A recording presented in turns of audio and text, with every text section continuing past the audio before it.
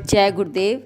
आज के इस वीडियो में हम लोग रामेश्वरम ज्योतिर्लिंग के प्रादुर्भाव की कथा के बारे में जानते हैं। रामेश्वरम ज्योतिर्लिंग आखिर किस प्रकार प्रकट हुआ।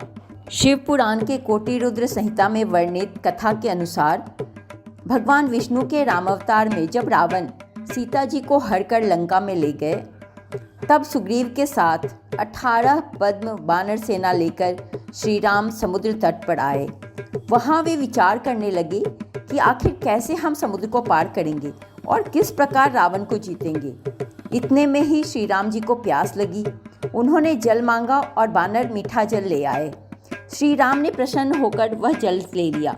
तब तक उन्हें स्मरण हो आया कि मैंने अपने स्वामी भगवान शंकर का दर्शन तो किया ही नहीं, फिर यह जल कैसे ग्रहण कर सकता हूँ। ऐसा सोचकर उन्होंने उस जल को नहीं पिया। जल रख देने के पश्चात श्री राम ने पार्थिव पूजन किया। आवाहन आदि 16 उपचारों को प्रस्तुत करके विधि पूर्वक बड़े प्रेम से भगवान शंकर जी की अर्चना की। प्रणाम तथा दिव्य स्तोत्रों द्वारा शंकर जी को संतुष्ट करके श्री राम जी ने भक्ति भाव से उनसे प्रार्थना की और श्री राम बोले, हे भोलेनाथ, आपके सहयोग के बिना मेरे कार्य की सिद्धि अत्यंत कठिन है।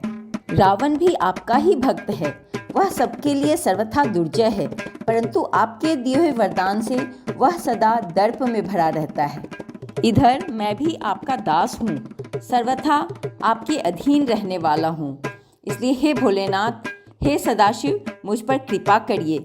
इस प्रकार प्रार्थना करते हुए श्री राम जी ने उच्च स्वर में जय शंकर जय शिव इत्यादि का घोष करते हुए भगवान शिव का स्तवन करने लगे। फिर उनके मंत्र के जप और ध्यान में तत्पर हो गए। तब भगवान शंकर श्री राम जी के भक्ति भाव से प्रसन्न होकर तत्काल ही पार्वती जी के साथ प्रकट हुए और भगवान शंकर बोले, श्री राम, तुम्हारा कल्याण हो, वर मांगो।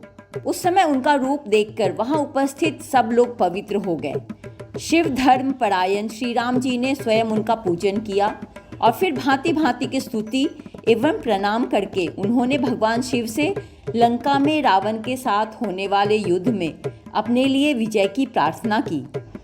तब श्री राम जी की भक्ति से प्रसन्न हुए भगवान शंकर ने कहा, तुम्हारी जय हो।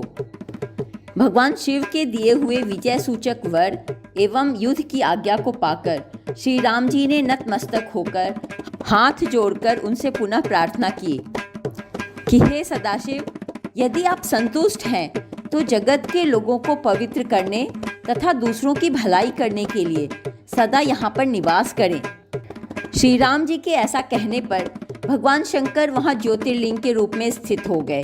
तीनों लोकों में रामेश्वरम के नाम से उनकी प्रसिद्धि हुई और उनके प्रभाव से ही अपार समुद्र को अनायास पार करके श्री राम ने रावण आदि राक्षसों का शीघ्र ही संहार किया और अपनी प्रिया सीता को प्राप्त कर लिया।